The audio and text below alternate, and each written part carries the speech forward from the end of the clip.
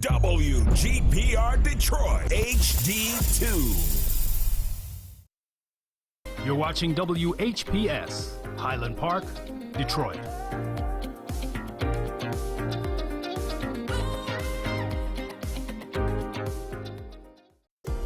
The views and opinions expressed on the following show are not necessarily the views and opinions of WHPS, its affiliates, management, or sponsors.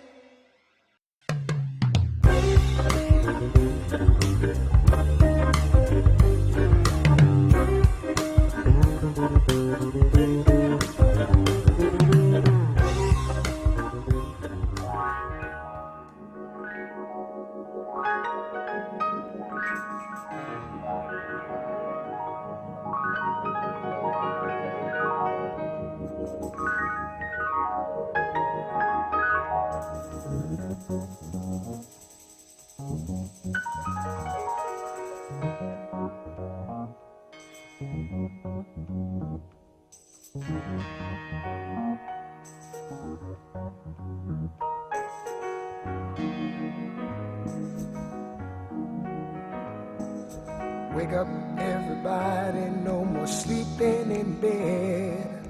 No more back thinking, time for thinking ahead. The world has changed so very much from what it used to be. There's so much hatred, war and poverty.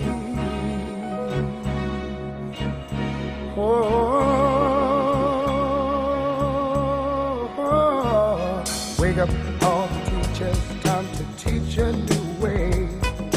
Maybe then they'll listen to what you have to say. They're the ones who's coming up, and the world is in their hands. When you teach the children, teach them the very best you can. The world won't get no better if we just let it be. Na, na, na, na, na, na, na. The world won't get no better. We gotta change it now, just you and me. Wake up, all the doctors, make the old people well. They're the ones who suffer and who catch all the hair. But they don't have so very long before their judgment day. So won't you make them happy before they pass away? Wake up, all the builders, time to build a new land. I know we could do it if we all lend a hand. The only thing we have to do is put it in our minds. Surely things will work out, they do it every time. The world won't get no better if we just let it be. Na, na, na, na, na, na, na. The world won't get no better. We gotta change it now, just you and me. Hey, hey, hey, wake up everybody and tap in to the real Black Coffee, No Sugar, No Cream. And this is generally our Love and Logic segment, but tonight we're going to talk about politicians. Yes. Politicians don't promise me heaven and give me hell. So, before we tap into that and dig deep into it, I want to give you the opportunity to hear from my co-host, Mavita. Hey, everybody, and I am super excited about this topic. We have a lot to unpack. Our vote does count and matter, and we need to talk about what's important to us so that we are encouraging others to get out there and get the vote out for things and issues that are important to them. So I'm excited about today. I want everybody to wake up, right? It's time to wake up.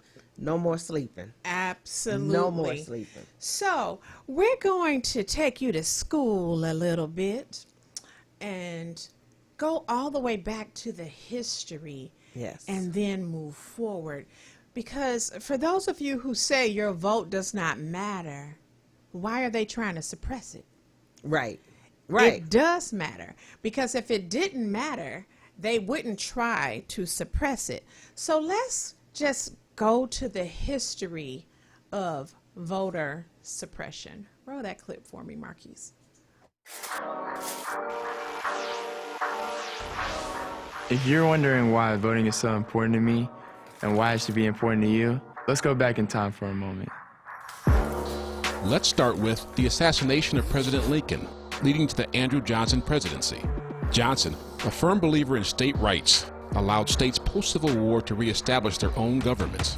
Southern states, free from restraint, drafted their own laws that actively targeted the rights and freedoms of African Americans. To combat these oppressive laws, Congress passed the 14th and 15th Amendments. Now former slaves were granted citizenship, and states were prohibited from denying voting rights based on race, color, or previous condition of servitude. But the states simply worked around the amendments with new suppression tactics, ushering in the era of the Jim Crow laws. Poll taxes, literacy tests, legalized segregation. These state and local laws not only suppressed the vote, they made daily life for African Americans dangerous. The price for resistance was fierce. Meanwhile, on the federal level, the 19th Amendment extended voting rights to women, sort of, because Jim Crow laws still practically denied African American women the right to vote. Almost a century after the birth of Jim Crow laws, finally, a victory, with the passing of the Voting Rights Act of 1965. A year later, the Supreme Court bans the poll tax. The era of Jim Crow is dead, but the era of black voter suppression is not. In 2012, black voter turnout rate exceeded white voter turnout for the first time in U.S. history, leading to the re-election of President Obama. We are an American family, and we rise or fall together as one nation and as one people. But only a year later, the Supreme Court decided to overturn a key aspect of the Voting Rights Act. Some states no longer need federal approval to change their election laws. A few short years later, we're living in a new but familiar world of threats to voters' rights. These tactics can make people feel their vote doesn't matter. But history teaches us not just about these challenges, but how we overcame them. And why we have an obligation to fulfill the rights that others fought so hard to enable and protect. You can see how important and difficult it was just to gain the right to vote for many of us. Let's not waste this opportunity. Please visit morethanavote.org. So now that we have taken that little tour down memory lane, as Mavita said, wake up. Our vote does count. They wouldn't try to suppress it if it didn't. And we saw that with, as we saw in the clip with Obama. We got the vote out. With Stacey Abrams, we got the vote out. With Raphael Warnock, we got the vote out. And now these little tactics, and you can't bring water to people, and you can't do all of these, and you got to double check your ID, and you got to register 25 days in advance, and all of that is just these additional tactics they're using to keep people from voting and making it so hard that it's almost impossible to be able to vote. And some of these states, you know, our southern states, they got it down to a science. They've been practicing racism for how many years? Actively practicing it? Way. We Too just long. saw that was 1865, and we didn't get the right to 1960. That's 100 years right there of fighting. Exactly. And 1965 wasn't that That long long ago. ago. That was 57 years. Yes. So that wasn't that long, It was not that long ago. ago. So now that we talked about the history of suppression, so this is nothing new. These tactics, we just got smarter, so they had to work a little harder, Right. and be a little bit more crafty about suppressing the vote. Right. So now, let's just refresh your memory just a little bit about the executive, legislative, and judicial branches. You see, because a lot of people came out in droves to vote for presidencies, but the midterm elections are most important because Correct. that's what impacts where you live. Correct. In your State, community, yes. in your state, in your locality, your state reps, your senators, your Congress people. You know, and I'm not going to lie, I have a tough time voting always. I'm not a card-carrying Democrat or Republican. Neither one of them represent any of my ideals, and a lot of them be on some BS. They promise heaven and give us hell. They do. But I got a lot more to say about that. But let's jump into the history lesson from Yellow Paint. He's going to explain the executive, legislative, and judicial branch of government just to refresh your memory. So roll that clip for me, Marquise.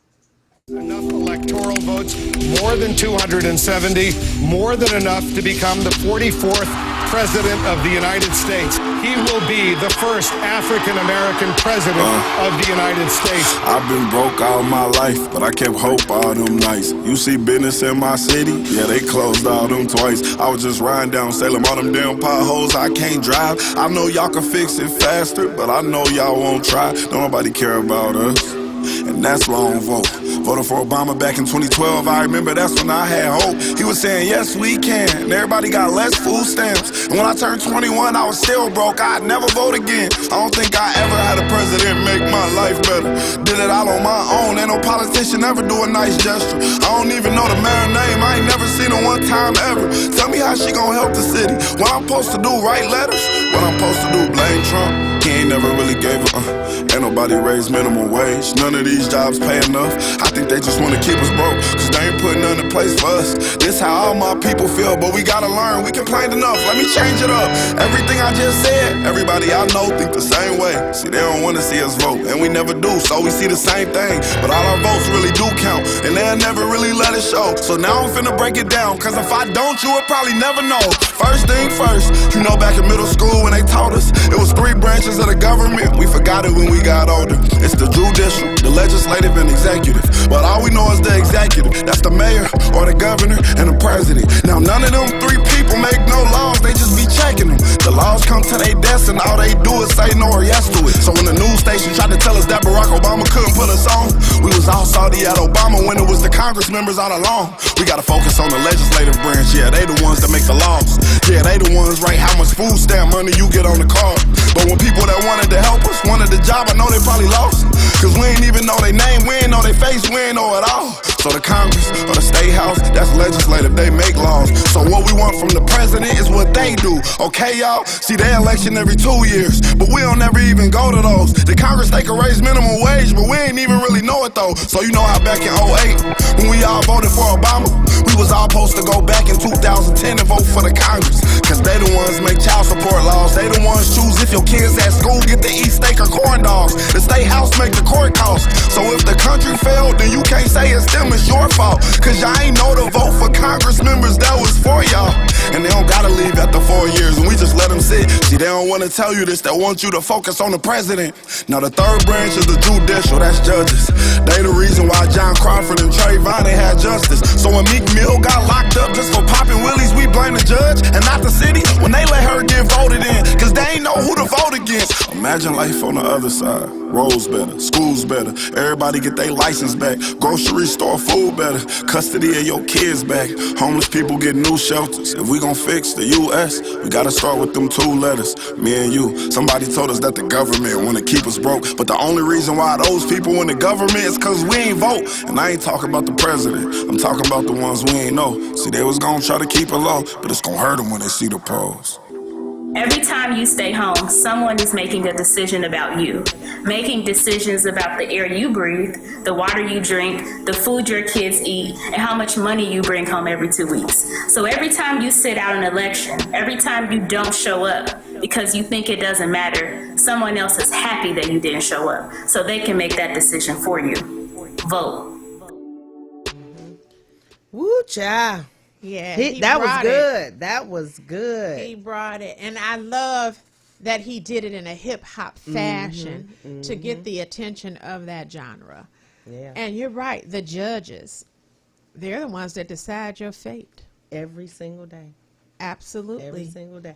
And I appreciate the fact, because in that clip, he talked about how we get upset with Trump and Biden and Obama, and Obama he didn't do nothing for the black people. Okay, but we didn't go out and help support the Congress that would support Obama in those midterms, and they were fighting hard. How many times did he come to Michigan in midterms? How many times? Because he was trying to get us to be more aware and relevant about what was happening. And every time people say, well, the president this, I say he's not doing anything but checking a box. That Congress, that state and the House are the ones, the Senate and the House are the ones who are making the laws and keeping us from getting the things that we need. And it's so amazing to me that they taught us this, but they skim over it. And you got to learn this on the golf course. You don't learn it anymore. You don't learn it at all. You got to learn what's going on from other people who's hip to the game, and you got to listen. Because the sad part is, we're not trying to get up and stand in no line and vote, because it ain't going to make no difference. It will make a difference if you get up and do it. The house ain't going to get clean if you don't sweep it. True. I don't like, and that's another show all in itself, the Electoral College. I feel like it should be done away with, and popular vote, just as in every other election, should stand for presidency. It shouldn't be based on that. However, let's get into it. I'm not a card-carrying Republican or Democrat. And so people say, are you an independent? Not in the sense of a party. I am an independent thinker. No party, working class party, libertarian party, Oprah Winfrey, nobody can speak for me. What did they say? Tea Party? None of the party. Nobody speaks for me. Nobody has a plan that I have seen executed that changed anything for the black community. Now, I don't struggle. I'm successful. I'm educated and all of that. But when I look at the people who are not, nothing has been done to help those people. You know what? We get caught up in the game. I got an invitation over the summer to go to a barbecue with Gretchen Whitmer. I don't want no damn barbecue. Well, I ate the barbecue. That's a picnic. To me, back in the slavery days, you get invited to pick a N-word, and that was a picnic. Let me pick a few nicks that I feel I can take this photo op with and give a hamburger to or whatever. Girl, bye. Now, I don't want to go to no picnic, lose my number. I don't even know how you got my number because it came from someone within that party line. It wasn't a friend. Well, they're now, they provide both sides with voter rolls. So they, you can, in my profession, I can look you up and see if you, how you voted, your affiliation. That's all public knowledge. What is the Freedom of Information Act now? So they can get our phone numbers. I can't pick up my phone. I be thinking it's a gentleman, and it's some congressperson talking about, hey, vote for me. I've never seen you before in my life. Why would I vote for you? Well, I tell you one thing. Keep your picnics. But it was smart. She was smart when she did that, and when she got her the sharecropping house Negro, field Negro mentality still exists. The Sambo dance still happens. And I sat back and watch it with all the selfies and you know, or whatever. What's really going on though? Yeah. But you I don't see none of that off of 7 Mile. I mean, you said you were gonna fix the damn roads. I don't know. People say, "Oh, well, she said she was gonna fix the roads. She's fixing them." Don't insult my mentality. You could have started that a long time ago. I would have remembered. You ain't gotta try to make everywhere I turn a construction commuting disaster. You insulted my intelligence. I would have remembered. You could have started fixing the roads 2 years ago. Well, I think too, you know, here's the thing. It is up to us though to hold people's feet to the fire. So even in those spaces, you know, let's have this conversation. It's okay to be disruptive. Yes, you invited me to this event and we're going to have a conversation about, you know, you invited me. So I'm here. I've driven to whatever I need to be at. And I'm going to ask you some questions about what's the plan. And I don't want the rhetoric. I want the truth. What is really going on and what is happening? Those are those opportunities because, again, we don't get to touch we don't get to see her every day. We don't get to see her in operation. But when I catch up with you, I ask you, so what's next? What are the issues that you're solving for my community? So I'm like you. I feel very, in my space, blessed, successful, comfortable. But what about others in the community that really need your support? And I'll tell you, I've held a couple candidates' feet to the fire, especially in my profession, where I went to a rally in Lansing when we were trying to make sure that survivors' addresses were not public knowledge. And that got passed. Because I'm like, you keep saying this, and on both sides, Republican, well, on all sides, you all keep saying that this is an important topic. Put your money where your mouth is, because if you're not going to be honest with it or you're not going to keep saying it, guess who's going to keep showing up and getting on your nerves? Well, I don't want to diminish the importance of what you just said in that topic, but I consider that one of the easy cases. That wasn't hard for them to do. Yeah. But I'm just saying. That wasn't even hard to do. But they were fighting it. Oh, there was a fight. But they did not want to There's some harder pressed issues. Yeah. You got brothers locked up. Well, you know, they have that out there now. I was looking up our proposals coming up. They don't want, certain groups don't want our returning citizens to vote. And I don't see the problem with the returning citizens. Why can't they vote? Y'all want to pay taxes, right? Right? I just feel, number one, there are senior citizens who worked all their life. I know for a fact. I've done at least 6 or 8 shows. When you talk about elder abuse, Dana Nessel, nothing's more abusive than to allow one of your fellow attorneys or judges to pillage assets of these individuals and their families within the probate court system. And nothing is being done about it. Who charged? I wish someone would pay me $150 to answer a text message or a phone call. I answer them all day long. There is case after case after case where things get tied up in probate court and those assets are pillaged. Right. They worked all of their lives and they died. Right. Nothing. That's elder abuse. So Dana Nessel had this elder abuse task force.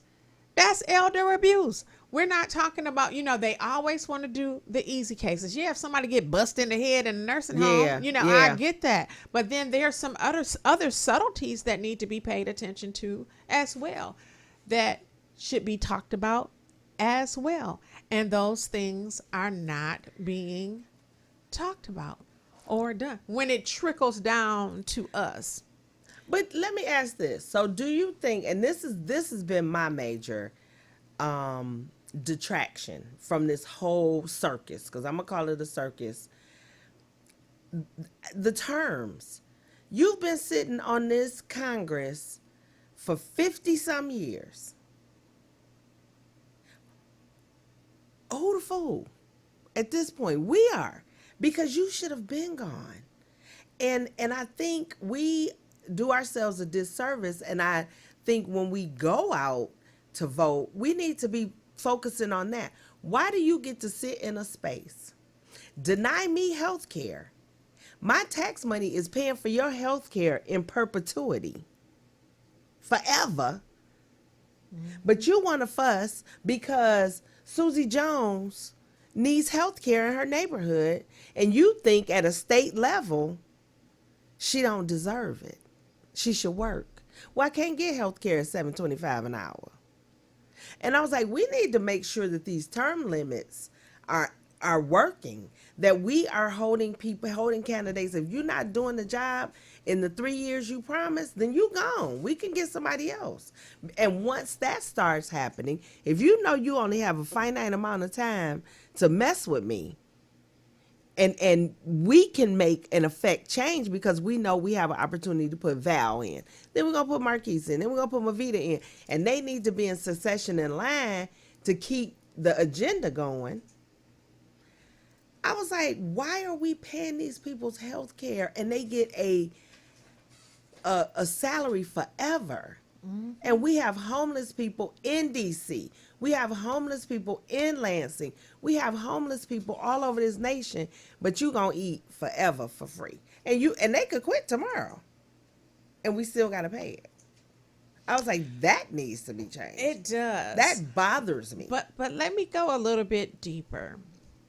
Because I've had conversations when that Asian hate bill got passed in 3 days, after 3 Asians died. And I'm not saying that wasn't enough. One is too many. Right.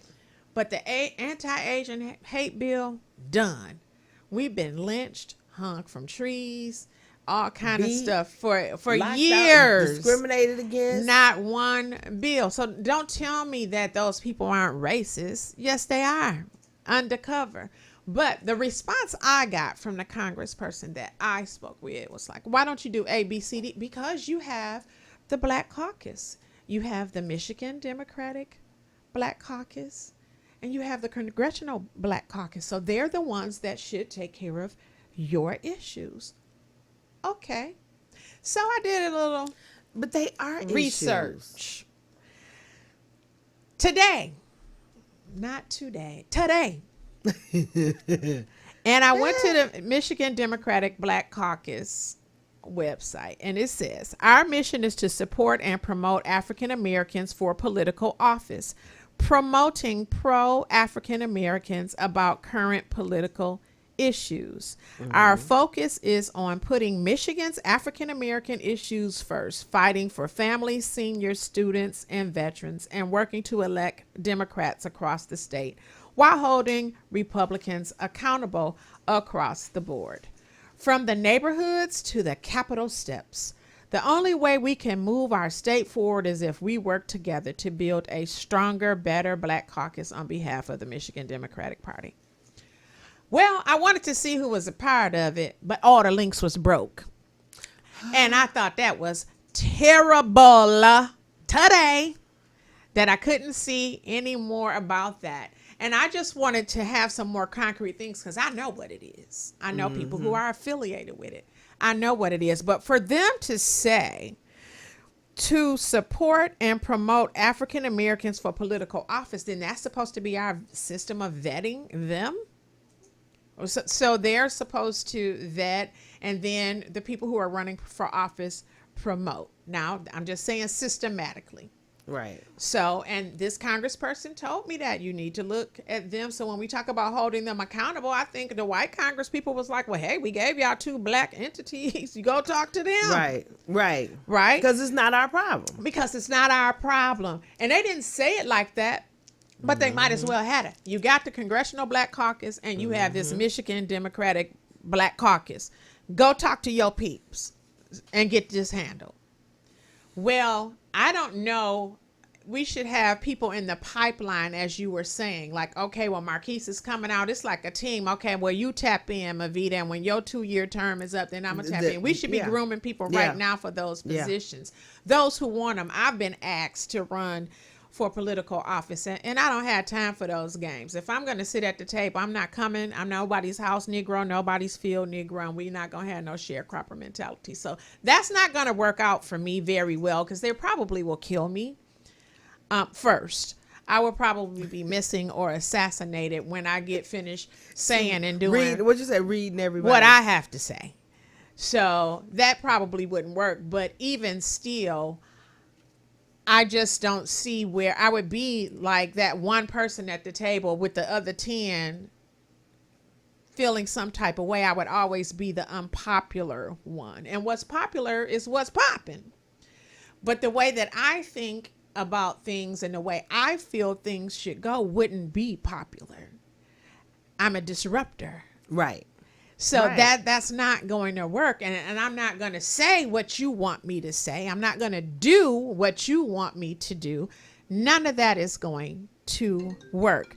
But now let's go to, did you have anything to say about them? I think too, with the Michigan Black Caucus, again, it is up to us to educate ourselves, because I will say this, in my ignorance, I knew there was one. I never looked to see who was on it or who was a part of it or who made up our caucuses.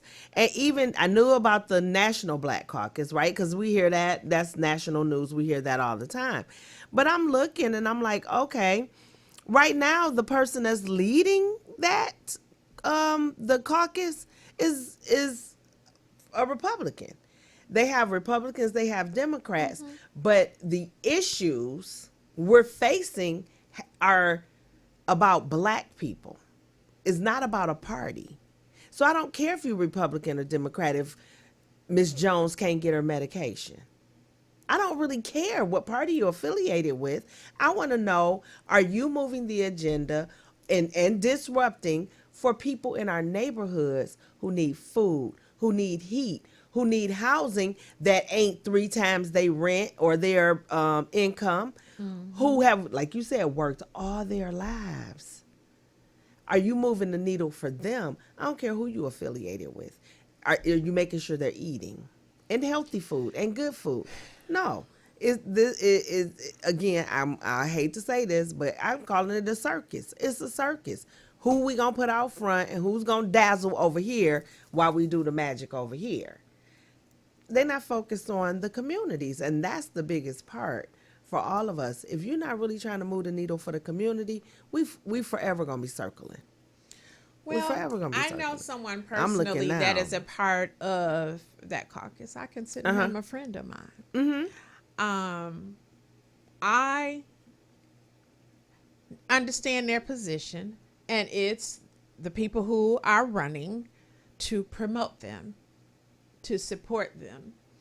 And that's cool for people who get off on endorsements. Okay. I don't. Because if I don't respect the body that's endorsing you, I'm not going to respect you. So I don't care who endorses anybody. Right. If I don't have respect for that entity, that doesn't move me or my pen to circle my bubble one bit. But it does for a lot of people. Endorsed by this, endorsed by that, endorsed by that.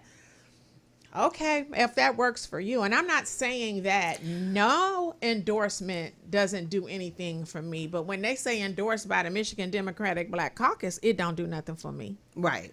Because I don't, what's that vetting process? And to be honest, I don't think they have a lot to work with themselves as far Right. as the candidates Right. coming through. The candidate I don't pool. know. Because I attended one breakfast and that was enough for me when they called it grits in politics. Why we got to have grits at a black function? So I shut down.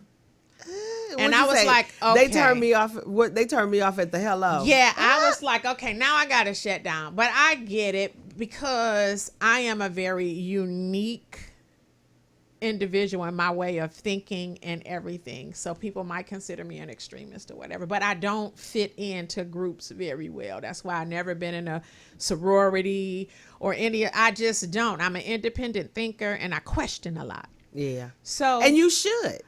I- We should, especially when we casting our vote. We should ask these questions. I'm looking at, looking at some of the officers, and one of the officers, their committees. So it came up for you? Yeah, it did come up. It didn't finally. come up for me. It finally came up. They represent Wayne County, and that includes Allen Park City, Detroit, Lincoln Park, Southgate.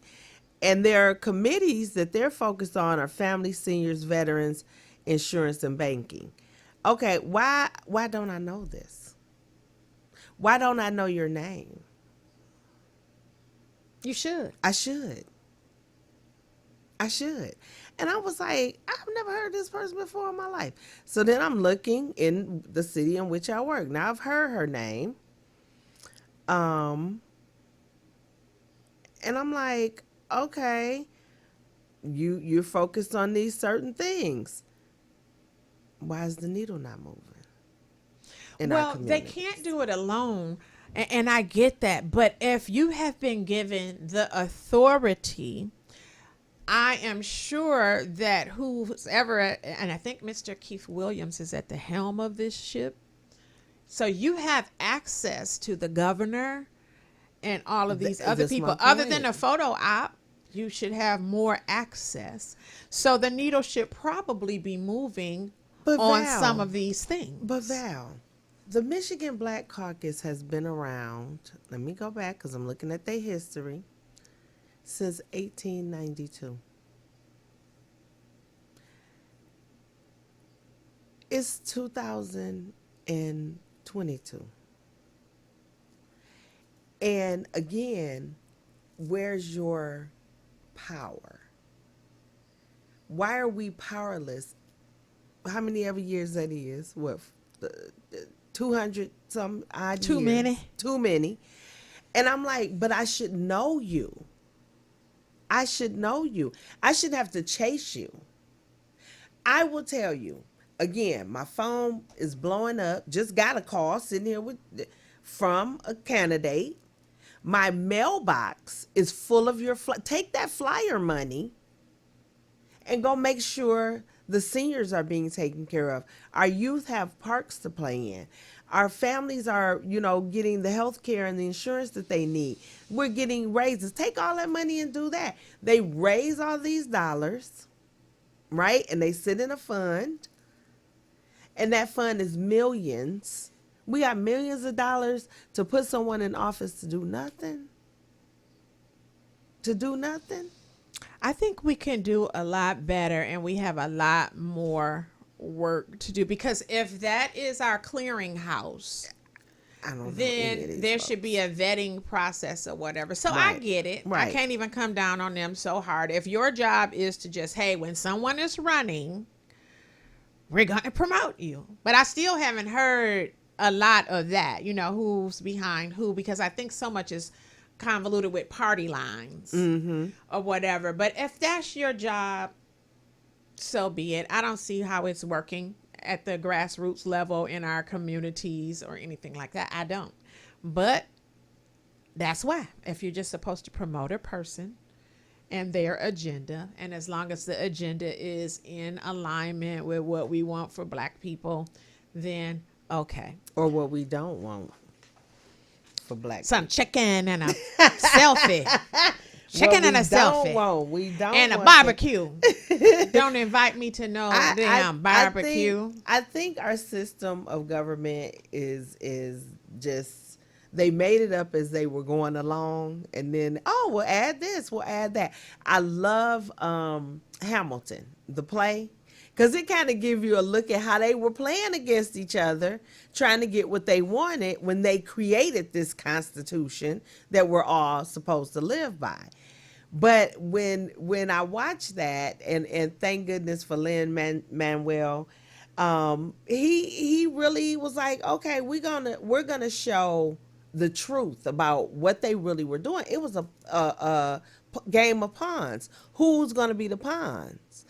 And he wrote it from the perspective of the immigrant, because those were the pawns. We had the tobacco farmers. I don't know if you watch it or if you get a chance to watch it. I It's haven't on Disney. seen it yet. It's on Disney, and it's hip hop. Your nephew would love it.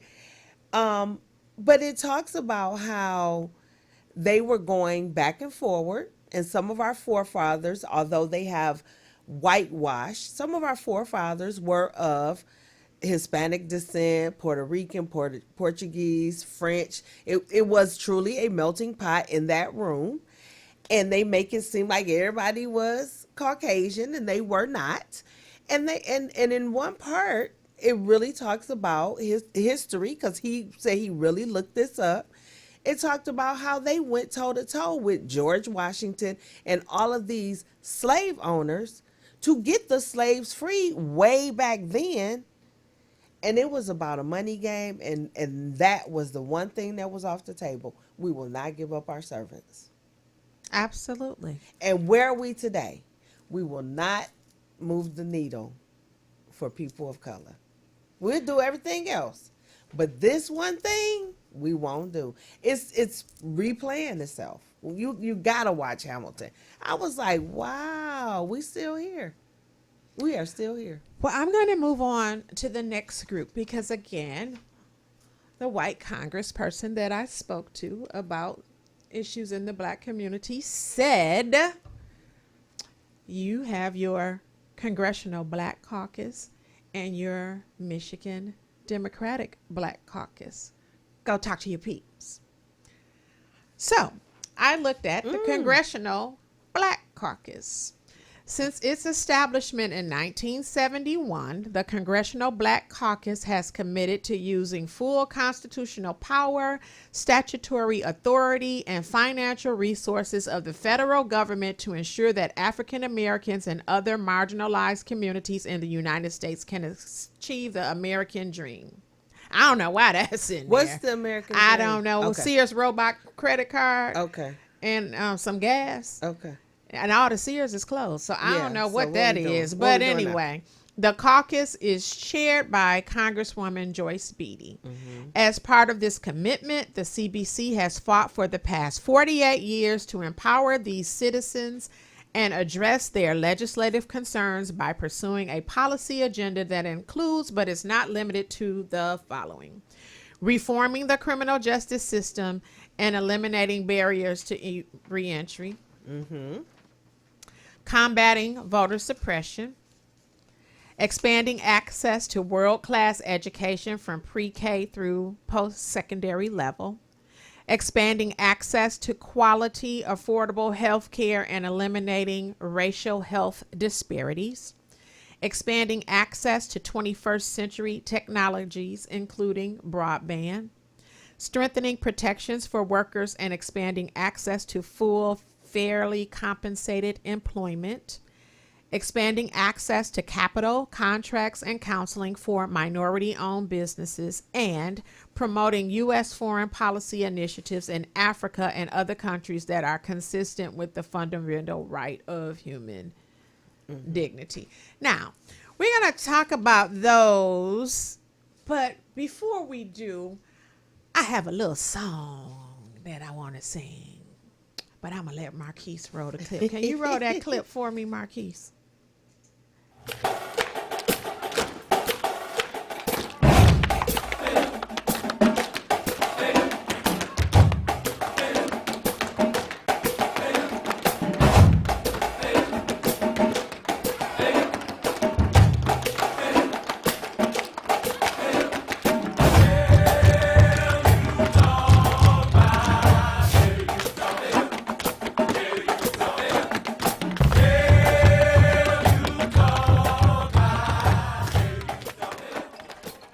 What the hell are you talking about? I salute, love, and respect my dear friend's husband, Congressman John Conyers. He did a lot. A lot. And I'm sure there are other people that supported him because he couldn't do it all by himself. But he stood on his word. He came through that civil rights era and understood exactly what it was. Brilliant attorney, did so much, never forgot where he came from, still lived in this city. Did so much for Rosa Parks and so many. Did the mold break after he Are you saying was in Michigan or are you saying overall?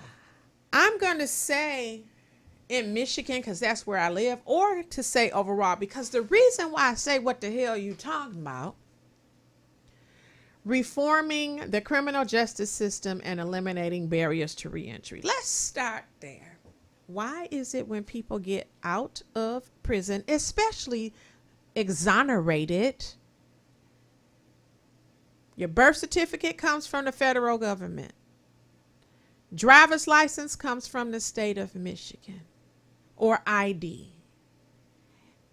All of that paperwork should be in the hands of those individuals when they leave your system, ma'am, sir. So when you say eliminating barriers to reentry, you can start right there. Give them a driver's license, a social security card, and a birth certificate.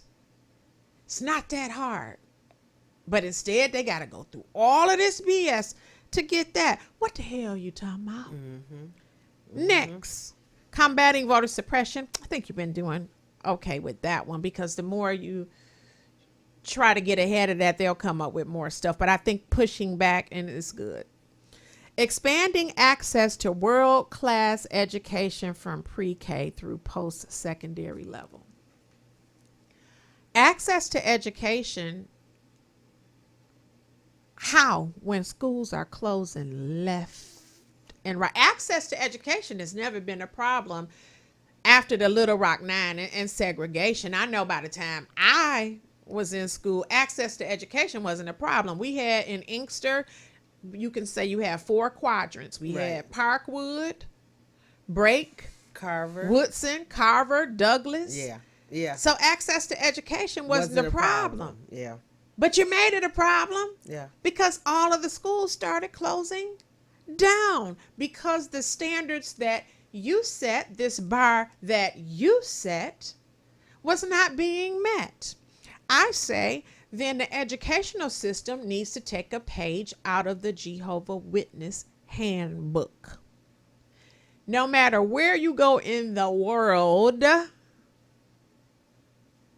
they're learning the same thing on the same day. Then and only then, and maybe not, I won't even buy into it then, but at least your standardized test might make sense because you're given the same amount of education at the same time, teaching the same things. Now, don't tell me about these grade level content expectations and all of these other things, the glicks and things that you set forward as the foundation. I get that. But the concentration of it, what the kids are getting under the circumstances, and I appreciate all of the title money. Title I, free and reduced lunch, reading specialist, math specialist. Title II, you even had Title 31A. You're like, you know what? They need some social workers because they are dealing with a lot of trauma. I appreciate all of that. But when I see expanding access, okay, so you can get an associate's degree level of education by the time you graduate to 12th grade, if you're smart enough to do so. If you apply yourself. If you apply yourself and you have the home environment and community environment and everything, your village that's conducive to that. So that could happen. I'm going to go here to expanding access to 21st century technologies, including broadband. So if you get free and reduced lunch, you can get a computer. Right. With internet access through Comcast. If it works. Here's the deal.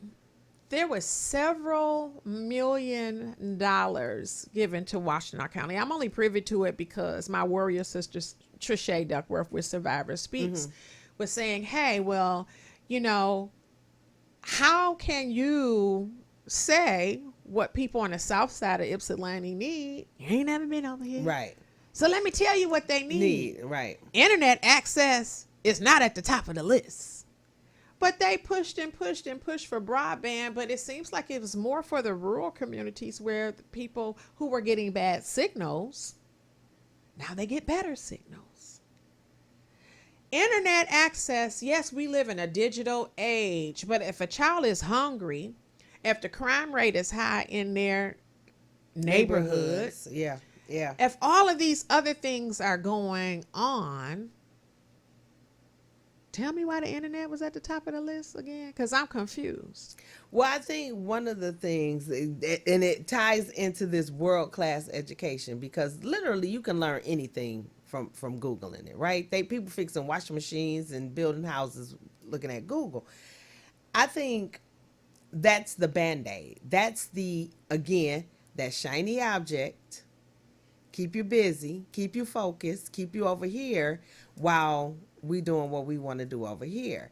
And I think, and I'm guilty of it too, and I've learned, you know, okay, they're going to give everybody internet access, everybody going to have internet access, everybody going to have access to the World Wide Web. We can learn things, we can do things. But you're right, if I can't eat, internet not going to teach me how to eat, how to put food on the table if there's no food.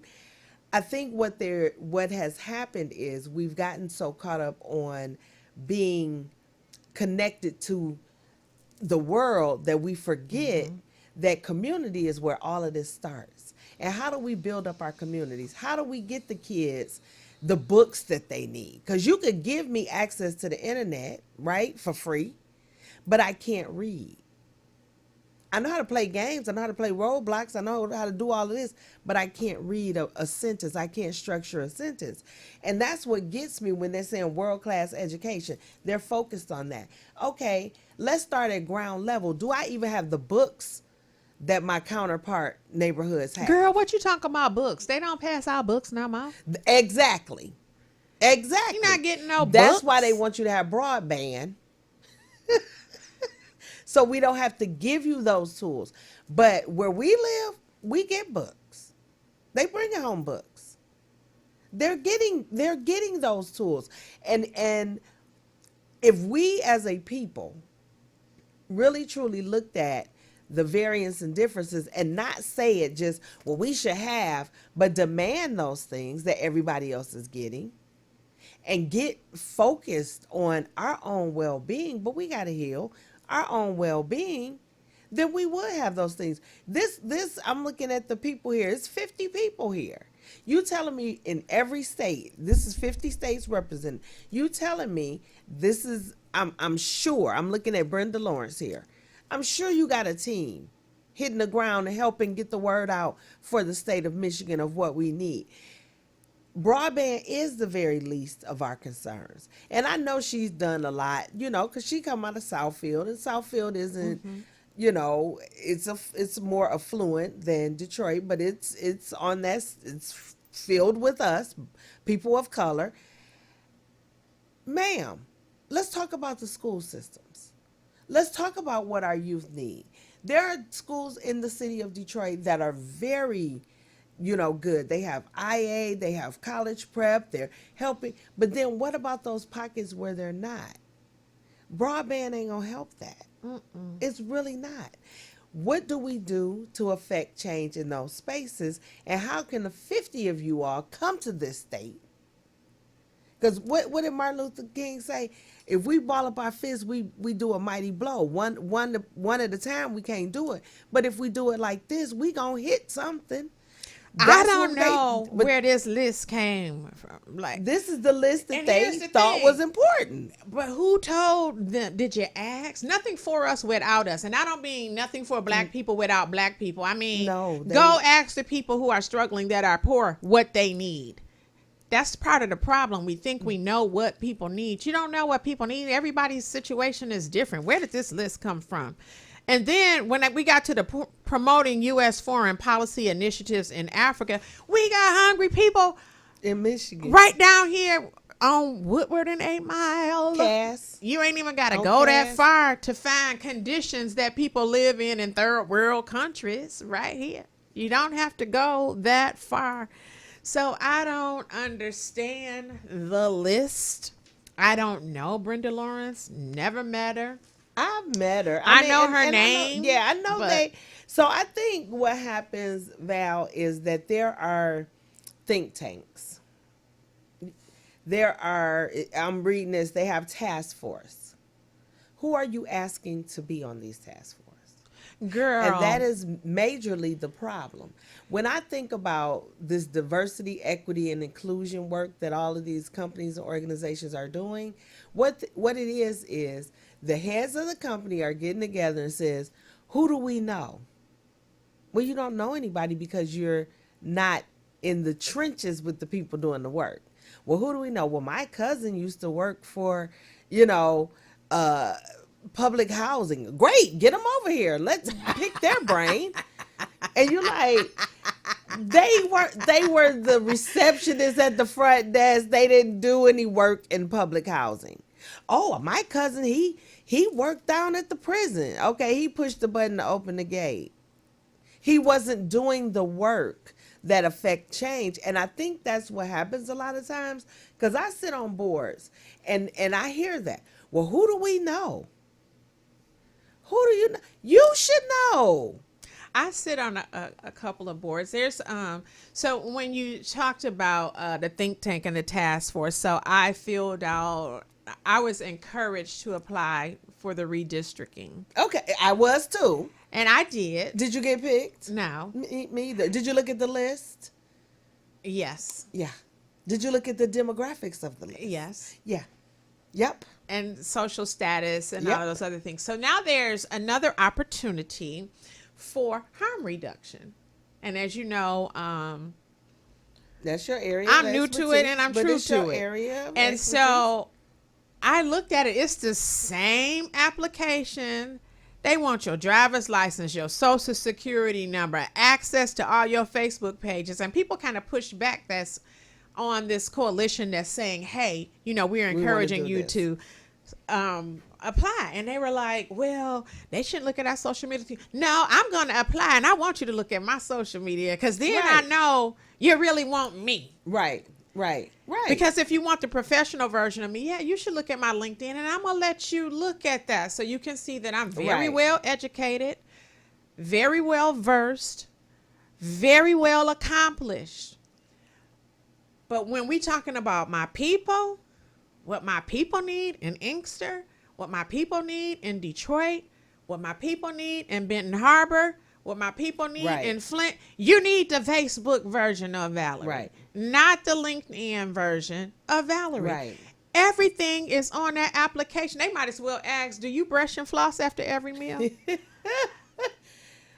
a lot of stuff on there to be an appointee. And I get that because you're trying to get the right folks at the table. But and you want to weed out, people who are just there to disrupt for disruption's sake. But it bothers me a lot that when you look at who is selected, we keep seeing the same folks. And when it comes down to, have I seen this person in my neighborhood? Have I seen this person really doing the work when we're out here feeding or doing the sleep out for homelessness, or you're nowhere to be found except for a photo op. So you show up at 9:00 in the morning when we packing up with a bag of donuts so you can take photos, but we've been freezing all night. That's what I'm sick of seeing. And then you run for office because you got all these photo ops and you can make your page look good, and then the people who are actually doing the work are busy doing the work. They don't have time to sit here and fight with you over your Facebook post and whether or not you were there. But we got to speak up against some of this stuff. And we have to ask those questions. That's why I said, when I go to these things, let me ask you a question. I I can see you Let doing me- it. That's yeah, why 'cause I'm I be- laughing, because I know you Let me- really do be back there like, I be raising my hand like, excuse I me? got a question. So what are you doing about XYZ ABC? And I'm at the point and stage and age of my life where I don't want lip service anymore. I just want to see you do it. And I had the blessed opportunity to go and represent my organization out of town in the middle of October. And they were talking about racial equity, diversity, equity, and inclusion, and how, they're going to make these changes. This is a big corporation. And they, were going on, and they had a panel. And one of the guys, he was really good. He was from the Southern Poverty Law Center, the one Martin Luther King was a part of. And he's now the leader, and he was talking about how he don't want to hear another politician come to the city or to Atlanta and talk about what they're going to do. Just do it. I don't come in here preaching. We already know what the problems are. If you coming to help, come help. Be quiet if you're not. So they were talking about inclusion, getting people included in this work, and diversifying the people that we're vetting and getting involved and providing equity. And I said, y'all saying all this. How do we get access to the money that you're talking about? Because y'all, this is smoke and mirrors. I want to know how do I get the money? The lady was like, well, that's a really good question. Yeah, let's talk about that. Yeah, because they yeah. And Let's here's talk about another that. thing that we need to stop. These old gatekeepers. And when I say the sharecropper mentality, some of our churches are good for that. Come on in. Mm-hmm. It's election time, and you get to talk to our Yep. people. Why? Because pastor sometimes sound like master. Pastor said, this a good person. Mm-hmm. If you don't go on and sit down somewhere And you and have don't to- see them no more. Now, some Yeah. still come to the churches and are very present throughout. I can Yeah. count a few. Yeah. But some, they show up when that time is right. The pastor gives them the pulpit or whatever, and they get to say all of these things. You don't see them anymore. Yeah. Like, I wouldn't open my door to them. Don't come over here. I want you to come to my door. I will tell you, just like you said with the Jehovah's Witness, be true to it. Knock on these doors.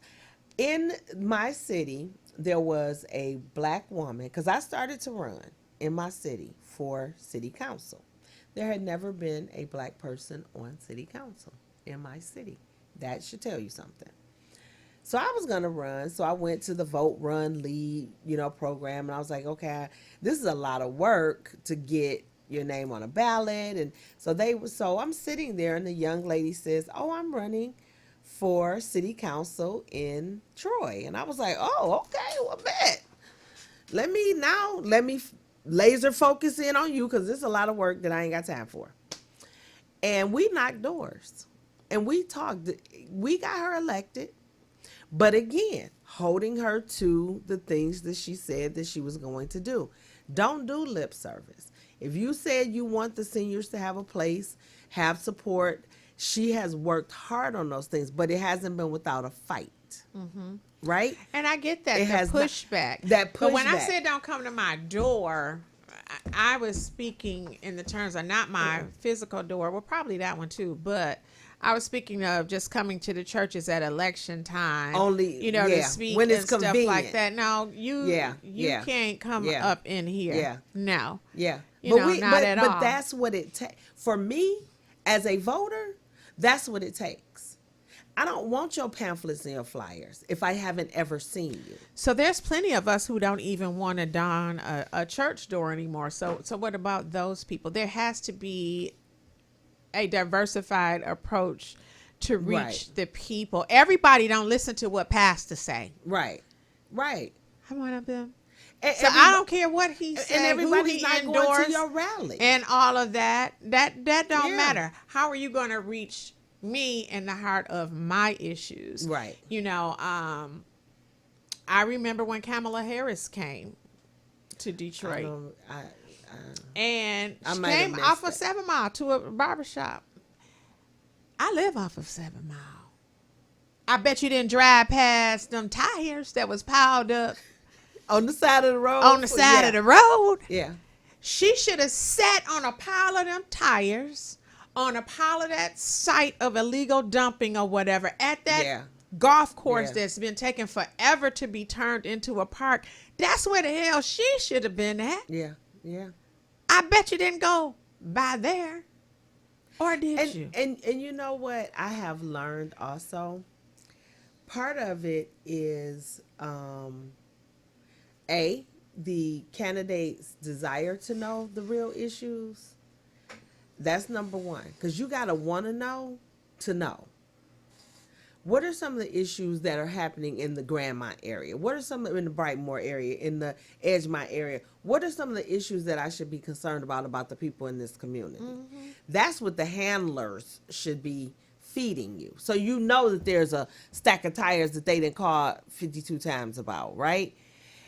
The second thing is, as a candidate, you have to shut some of that noise down. Yes, I have a finite time. She was running for vice president, so I get it. You have a finite amount of time in a space because you're trying to do 50 states and, knock doors and campaign. But you still have to speak to those things when you're in that city. That means, baby, you need to learn what's going to be important. Don't go to the gleaming and shiny. Everybody want to be down at Campus Martius and at what is the name of it now? Huntington Place and all of the beautiful edifices. But like you said, you want to come on 7 Mile? Let me show you 7 Mile. Well, see, one of their things as we bring this particular topic of the Congressional Black Caucus to a close, when I see this, expanding access to world-class education from pre-K through post-secondary level, that means tear down these damn blighted houses that the kids getting raped in. Now you're trying to make some progress boarding them up. Access to me means more than just what they're going to get when they get in the building. They got to make it to the building safely. It's too much going on from their house to the building. Yeah. When you're talking about access. Yeah. And another thing, it's not enough of us that understand how to navigate the systems very well. That's true. I had a client. Now we're talking about internet broadband access being available for everyone for quality education purposes. And you made sure everyone had it because of COVID and the pandemic, because you shut everything out and everyone was using broadband at home for educational purposes. But when a girl got bullied in Wayne Westland schools and told all of the powers that be about it at the school that 3 girls were bullying her, what happened? And you did nothing about it.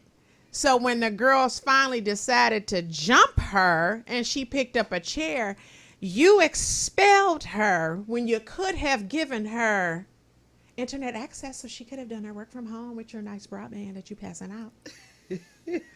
But you didn't do that. Or addressing the problem. So miss me with all of this smoke and mirrors, because I'm the one still standing. I told you, when the smoke clears. They dangling broadband, and it's all of this happening over here. I think, too, one of the things for us, Val, is, and we kind of touched on this, and I told you I'm reading this book called Black Pain. And it just looks like we're not hurting, right? And in there, it addresses some of those things because we have gotten comfortable with being given things and not demanding things. Right? And am I right? We have gotten comfortable with, oh, we got broadband. Oh, we got a new computer in our school. When they giving out iPads over here, you glad to get a new computer on your teacher's desk. Where's the equity in that, right? If the mother of this child would have given me the green light to do what I really wanted to do, then it would have been a bigger deal. But because of the trauma and everything Yes. that the young lady had to go Already. through Yeah. we decided to just drop it. But when I tell you to reverse that expulsion, took me forever to get that off of her record, because now, it's not on the list that you're going to break the school to prison pipeline because, expulsion is part of feeding that. So Yeah. that piece right there, I just could not wrap my mind around when I read the application to apply to get this, I'm going to say, expunged. None of it had any onus of the school to protect them. Did you get mental health services? Did you, all of these questions on the family and the child, nothing about, and then sign a behavior contract to come back to school? What about your damn behavior on your staff and everybody else that didn't protect That ignored these kids, that ignored Yeah. it and everything else? None of that even was listed or talked about. But I just fell back. This was recently. I ain't talking old shit. I'm talking a couple months ago. Yeah. But I fell back because you always do what is in the best interest Of of the the child, clients yeah. and the child that you are serving. Yeah. But I just think that access to quality education has a whole lot to do with more than broadband internet. Yeah. With all of this bullying, school shootings. Now, they got to do something about it now. Before they had metal detectors and stuff in our school, and I'm not being petty, I'm being real. When their kids start getting killed, now we're going to see some legislation. Yep. It always has to happen to Yep. them, Be not the first. marginalized Yep. or the minorities. know- It has to happen over there, and then people do stuff about it. It's the same, it's really the same thing we see now with the opioid crisis. It's the same thing we're seeing with the felony crisis, right? Because they getting them left and right as well. And now we can do something. We can have amnesty programs, and we can have this, and we can have that. And I'm like, okay, great. That's all good, But I'm looking at, President Biden signs the legislation on marijuana reform. What about John, who been in jail for 47 years on My point exactly. two joints? Right. Now Now that it you smelled selling like it, weed. They ain't even not- found no weed. They smelt it and had a pack of tops. Right. Now we got dispensaries all up and down the road. That and should have been now a mass exodus. It should have been a mass exodus. But here's my problem with the mass exodus. What do you have in place when you let me go to give me back my sense of dignity? Nothing. You can't even get a driver's License license or your birth certificate or social security But card, you see what I'm saying? which It's- comes from the government. It is so it's pervasive and it's so hard. But then we have the Congressional Black Caucus working on these issues, and they've been in operation since 1971, and here we are 50 years later, and we still talk about the same things they were talking about in 1971.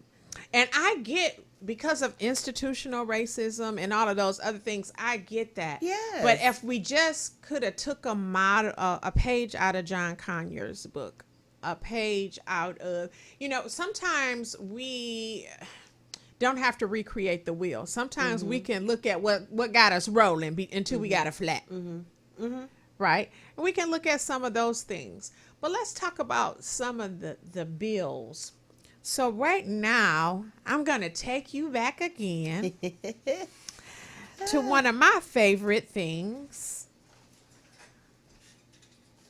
And I'm going to let Marquise roll that clip for me. You sure gotta climb a lot of steps to get to this Capitol building here in Washington.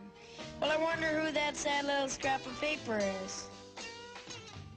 I'm just a bill, yes, I'm only a bill, and I'm sitting here on Capitol Hill. Well, it's a long, long journey to the capital city.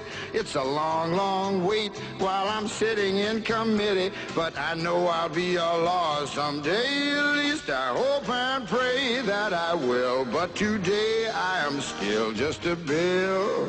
Gee, Bill, you certainly have a lot of patience and courage. Well, I got this far. When I started, I wasn't even a bill. I was just an idea. Some folks back home decided they wanted a law passed, so they called their local congressman, and he said, "You're right, there ought to be a law." Then he sat down and wrote me out and introduced me to Congress, and I became a bill. And I'll remain a bill until they decide to make me a law. I'm just a bill. Yes, I'm only a bill. And I got as far as Capitol Hill. Well, now I'm stuck in committee, and I'll sit here and wait while a few key congressmen discuss and debate whether they should let me be a law. I hope and pray that they will. But today I am still just a bill.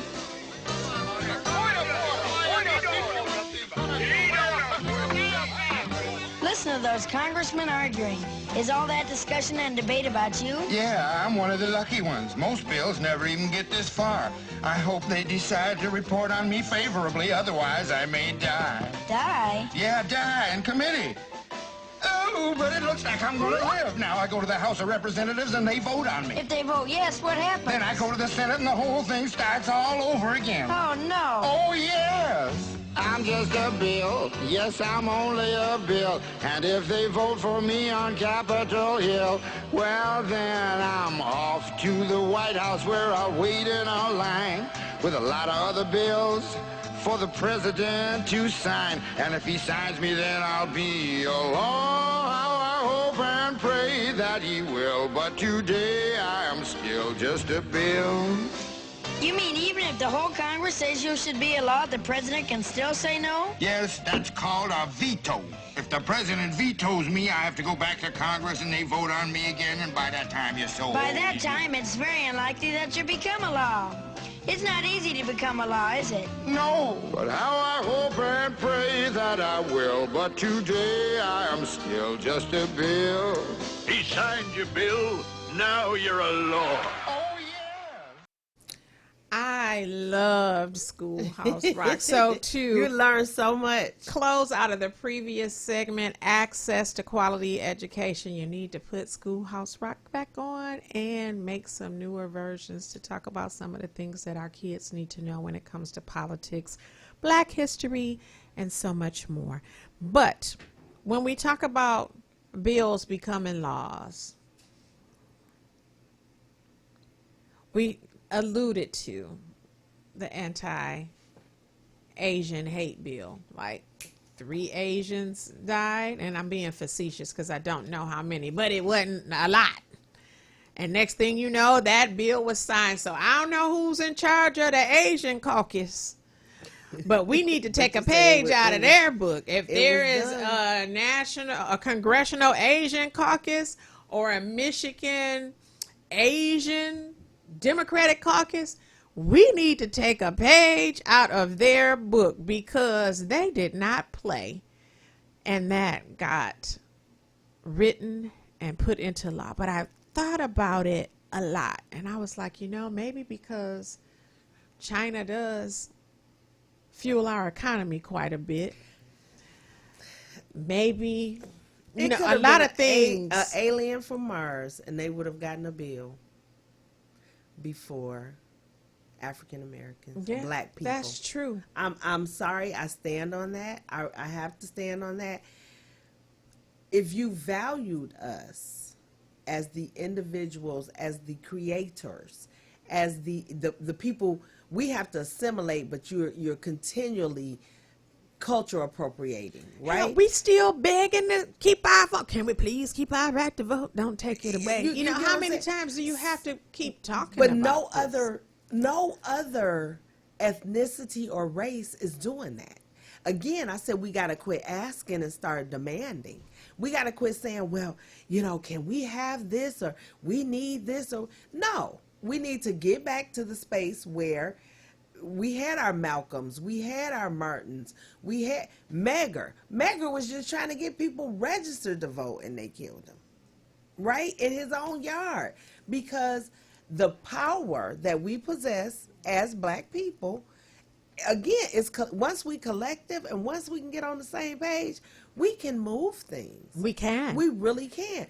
And when I think about the work that was done, and you talked about John Conyers, and when I looked at this, he was one of the founding, him and Charles Diggs were one of the founding members of the National Black Caucus, right?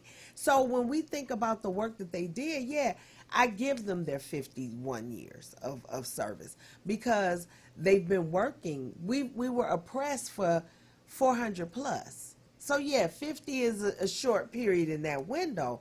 But when it comes down to Valerie and Mavita, we don't get the opportunities or the doors open or the hand up or hand out or the wink that other folks get because our value in other people's eyes isn't the same. I had a conversation with a lady, and she used the word prejudice. Someone was being prejudiced against her. And I said, really? I said, let me say this. And it was about her profession. I said, nobody knows your profession until you open your mouth and tell them what you do. I walk in a room and I'm immediately black. Every time I wake up, I'm black. I was like, so let's talk about bias and preference. People prefer not to deal with your profession. People prefer not to be in a space with you because of your profession, but they wouldn't know that if you didn't open your mouth. People don't want to deal with me in this space because of the color of my skin, and they have told me that. Mm-hmm. They would prefer to burn this country down than let you be equal or have equity. I ain't even gonna say equal. Your kid's not gonna get the same books my kids get. I don't even want to teach my kids that you was a slave. They almost killed people over this critical race theory. Mm-hmm. And still have threats out over Hannah Nicole Jones because she told the truth about the 1619 Project. They still trying to kill her and her family.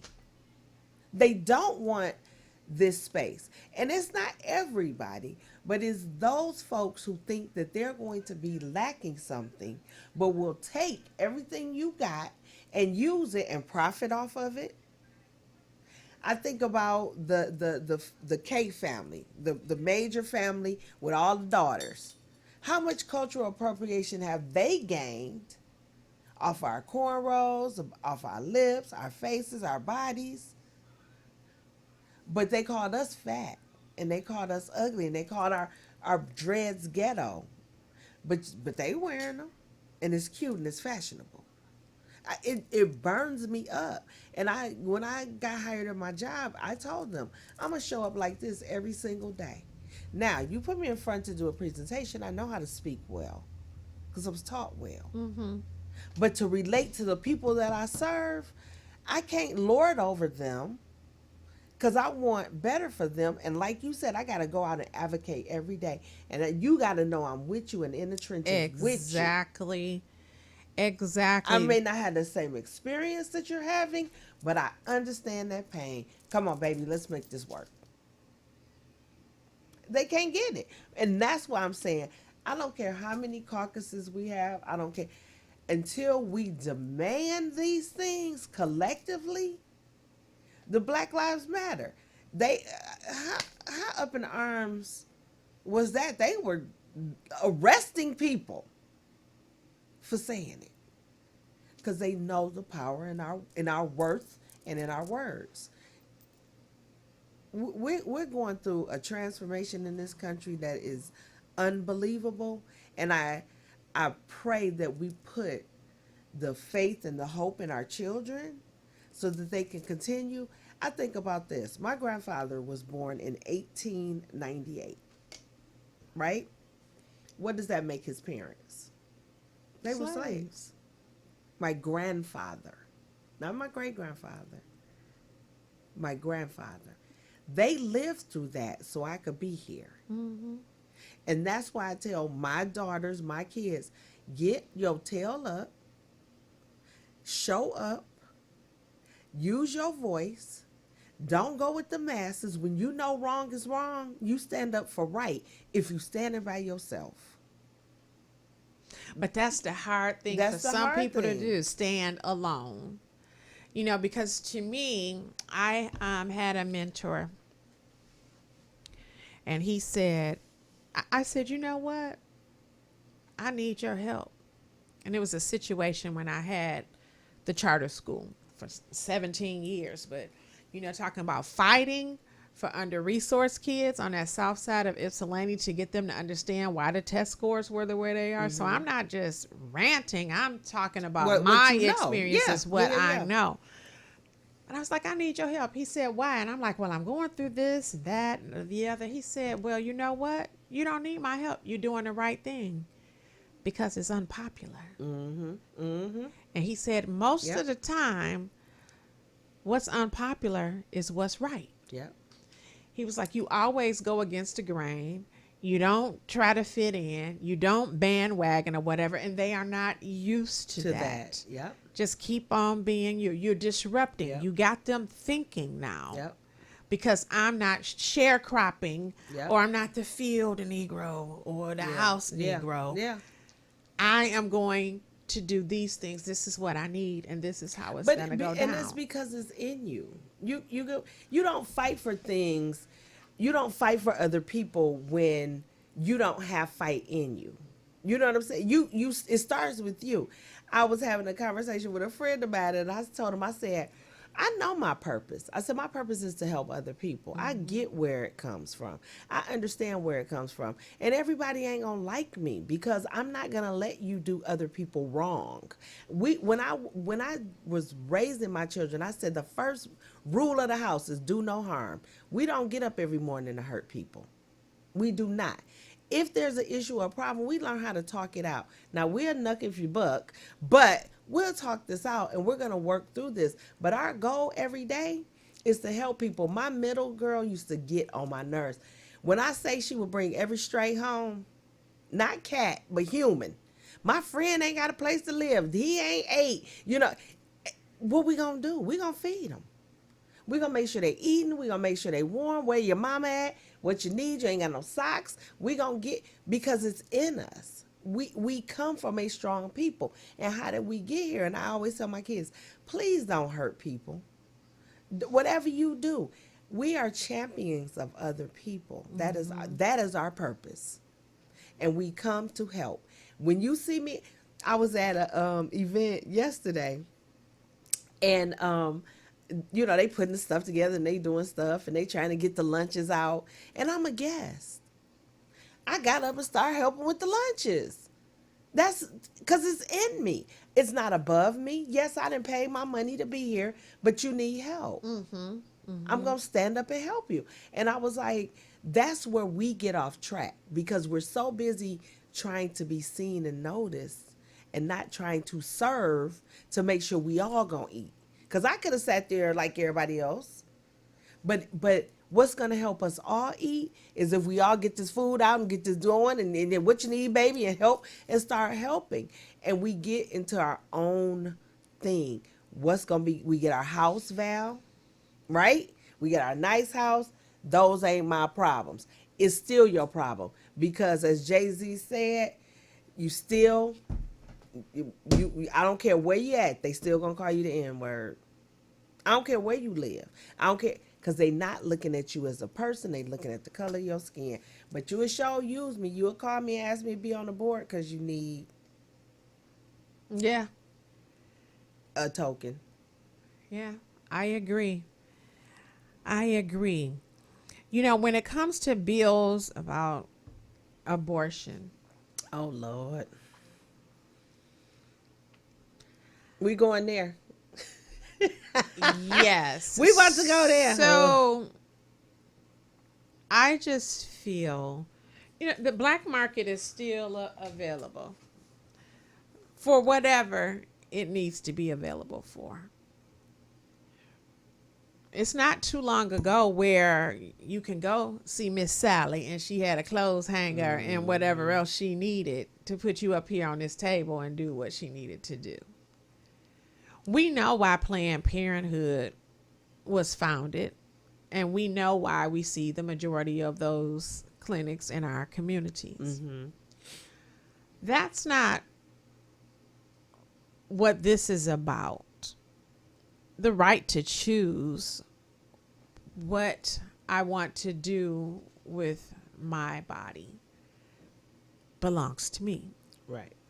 Not to someone who doesn't even have a vagina. Gets to make rules. I always said, I think a man created the mammogram machine, and all of these other things. And so now you're just substantiating what I'm saying. Right. I feel that a woman should have the right to choose whether it's life or death or not. Right. Now, there are some people who get abortions as a form of birth control. They don't do any preventative things. Right. And then they use that like, okay, I'm pregnant, let me get rid of it. And we can go down the list. But at the end of the day, a person has the right to choose. You allow choices in every other treatment.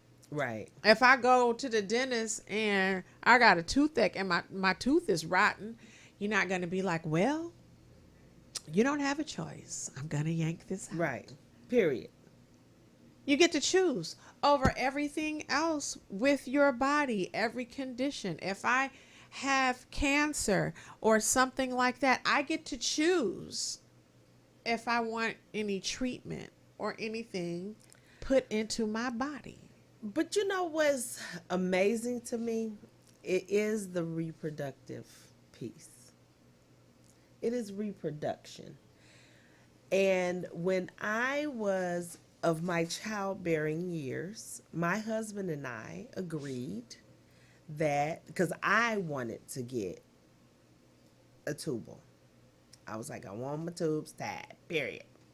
I don't want to be on no more medication. I'm not a medication person.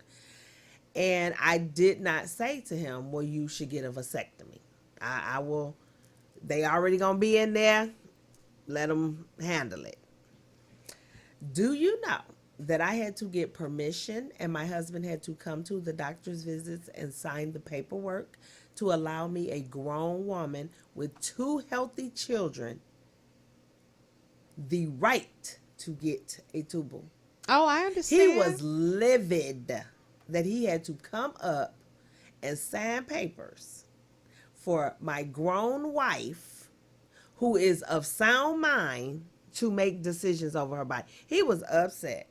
Well, baby, I got one better than that because I never wanted kids and I got my tubes tied. Uh-huh. But you had to wait to a certain age, right? Still, the battery of mental health assessments, I had to tell those people, look, that's why the foster care system, adoption system, and every other system is just full of babies. That's why you're finding them dead in the dumpster and everywhere else, left at the police station. People are telling because you. They're telling you they don't want to do this, and you have rules in place and things that make them second guess what they choose to do. So I had to see a psychologist. I guess they thought I was crazy. Yeah, because every woman wants a child. And I said, nothing's wrong with me. I don't want to be a parent. Once I finished all of that, on the day of the procedure, they still had that social worker and that psychologist come to my bedside and say, I'm hooked up, ready to go. And they was like, it's still not too late. You can change your mind. And I was like, where anesthesia? I'm ready to What'd go you say, paging nurse? Yeah, like come I'm on need over to here. be on out of here. Just knock me on out. Yeah. Because I have told you multiple times. But can you see how someone who thought that was best for them, whatever the circumstances were, the pressure, to now to keep having a second guess? Well, maybe not, or maybe this, maybe that. But you talk them out of it. But then the systems that are designed supposedly to help them, you're constantly cutting back. Yeah. You know, there's not enough resources, not enough housing. I can go down the list. Yeah. But I just still feel like if you're raped, I know a couple of people who are a product of a rape. Mm-hmm. And what they live with, to know that, first of all, ACEs are real. Yeah. Those adverse childhood experiences are real, Yeah. and they do translate Yeah. into Yeah. mental health situations Issues. Yes. for Yes. the person. But to know that your mother was raped and that's how you got here, that's a hell of a thing. Yeah. Yeah. And I don't think anyone's really considering all of that. Where did this reverse? Why we keep reversing stuff? I guess because we're going back to make America great again. Because America's never been great. Well, again, make it something again. But make it something. It's better than a lot of places. But I wouldn't choose to it's- live anywhere else, but it hasn't been great for everyone. Ever. Yeah. Yeah.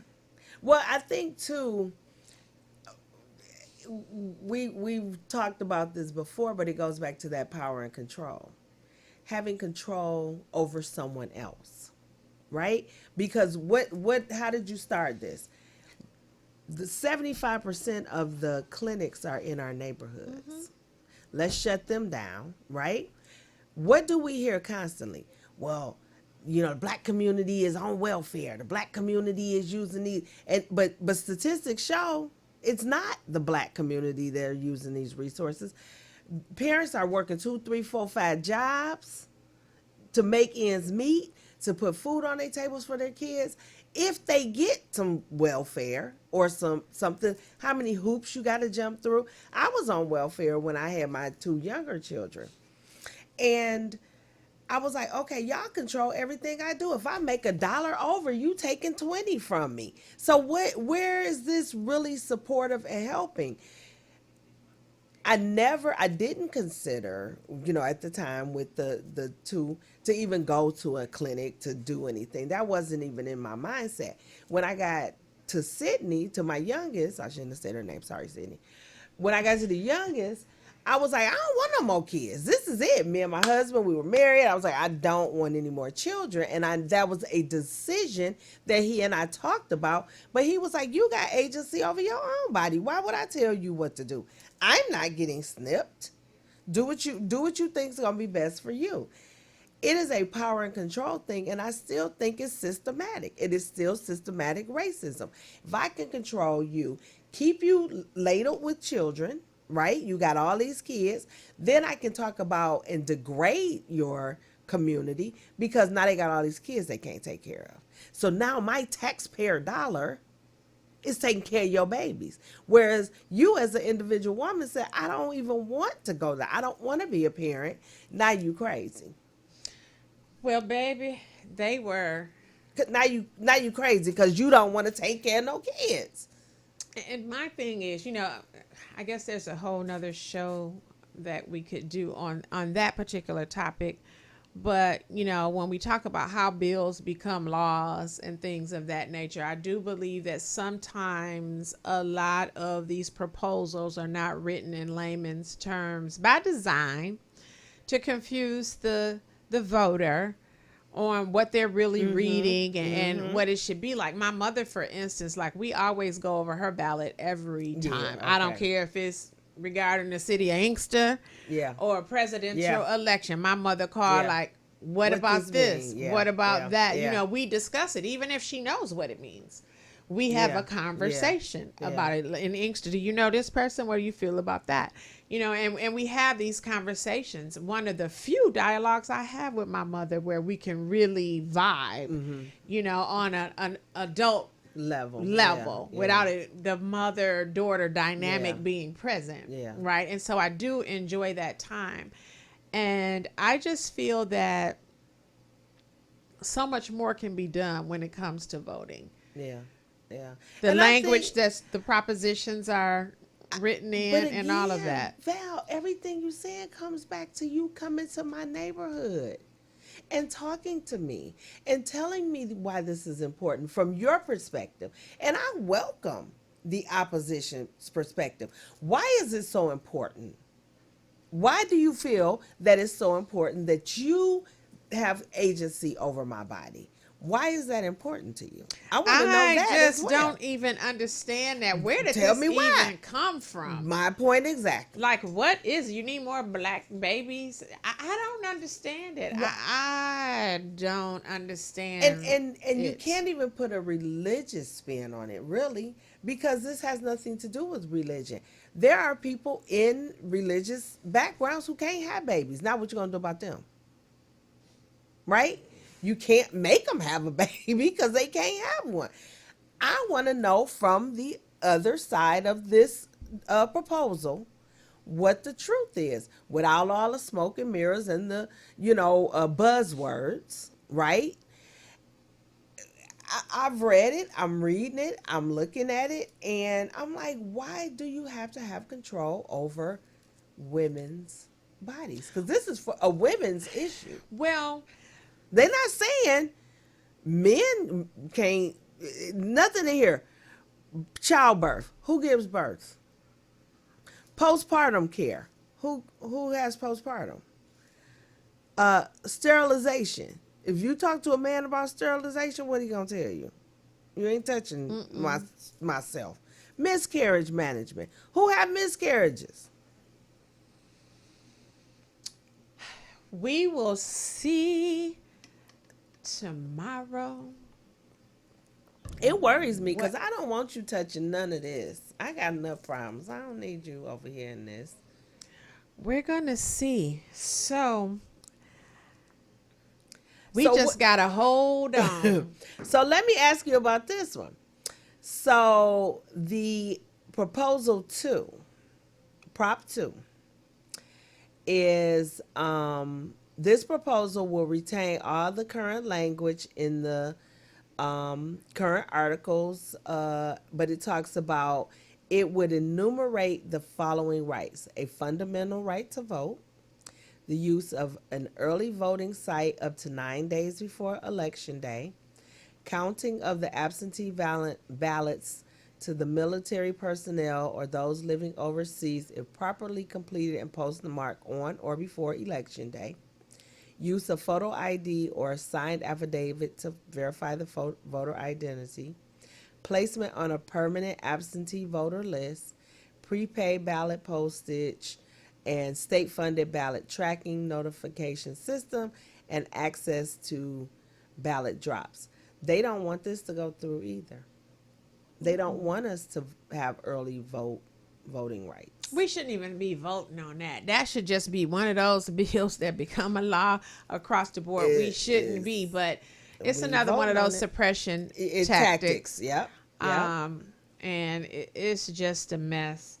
Time flies when you're having fun. Yeah. So we just gotta hold on. I'm gonna ask Marquise to roll that song for us. Just hold on. Paul and Silas, bound in jail, had no money for to go their bail. Keep your eyes on the prize. Hold on, hold on, hold on, hold on. Keep your eyes on the prize. Hold on, hold on. Paul and Silas begin to shout. Jail door open and they walked out. Keep your eyes on the prize. Hold on, hold on, hold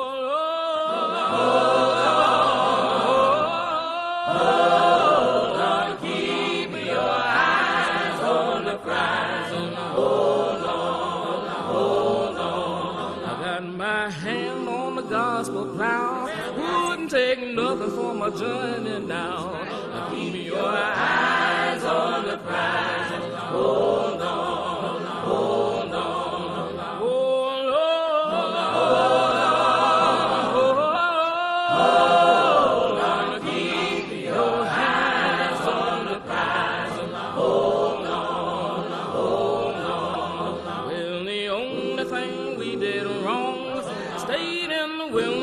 day too long. Keep your eyes on the prize. Hold on, hold on, hold on. Hold on. She said, keep your eyes on the prize. She did. Hold on just a little while longer. We're not where we want to be, but we are not where we used to be.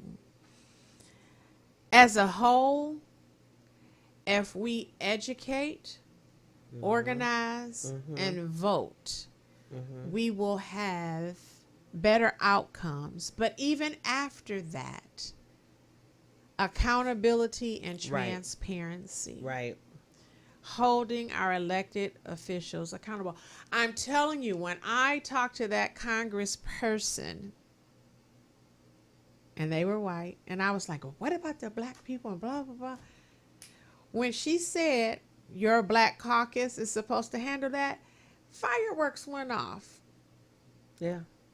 Because they're saying, hey, we know y'all have some issues, so handle your people. Yeah. So we got a lot of work to do. It would be interesting to have conversations. And I haven't talked to any of them, so I can't say what their intentions are. I'm sure it's good, and I'm sure they want to do the best that they can or whatever. But I see so many other groups getting so far ahead and not ours. And I know that you're going to have pushback from the Republicans and all of that. So if we do take the House and the Senate, you can't use that anymore. Right. Right. So now what we going to see? And we've had the House and the Senate before. We just didn't move a needle. We just didn't. And we need to, though. And I think I really get frustrated, with us as groups, because we should be rallying and supporting one another in all efforts. Even the work that you're doing. Okay, are there 5 other groups that's doing this work? Okay, we're going to go out and we're going to be with Val on this day. And then Val and her group are going to come with us on this day. Because again, I'm telling you that community-centric vision is really what makes the difference, right? Being collective and being in a space. They are so afraid of Black Lives Matter because they didn't expect them to blow up like that, but to be collective, to be connected, to have pockets all over this nation. They didn't expect that. And then they did everything they could to bring Tamika's name down. And then all the people connected with that. The Me Too movement, women's movement. What did they do? They did everything they could to bring that down. Yeah, freedom of speech only works when it's in their favor. For certain people. So, I think that's where we really have to start. I agree with you. Educating people. This is what's on the ballot. This is what's happening. These are the things. Advocating for the things that demanding we get the same opportunities as our counterparts. Y'all created this bill in 2 days. We want the same thing. And then organizing enough to get out to vote, but also supporting each other. And I'm so big on that. The older I get, I support everybody. People are like, you be everywhere. I'm everywhere because I want you to see me supporting you. If I'm the only person clapping, you got one person behind you. Yeah, and if you want other people to support you, you have to support other others. people. Yes. So I agree with all of that. Well, as always, you have any parting words? Because it's time for us to get out of here. Well, I just want everyone, no matter who you are, to take some time, read over your ballot, look these people up. You have access to the broadband internet. to the broadband internet, the World Wide Web. Look up these individuals, challenge them. When there's a rally in your neighborhood or these candidates are coming out and telling you how great they are and what they're going to do to affect change, ask them and then hold them accountable. But educate yourself, organize, vote, and support other people's missions, visions, and dreams. That is the only way we're going to make change. My sentiments exactly. The views and opinions expressed on this show are solely ours. Yes. And not a reflection of Watkins Entertainment, WHPR 87.8 88.1 FM or 107.5. That's why they play that in the beginning.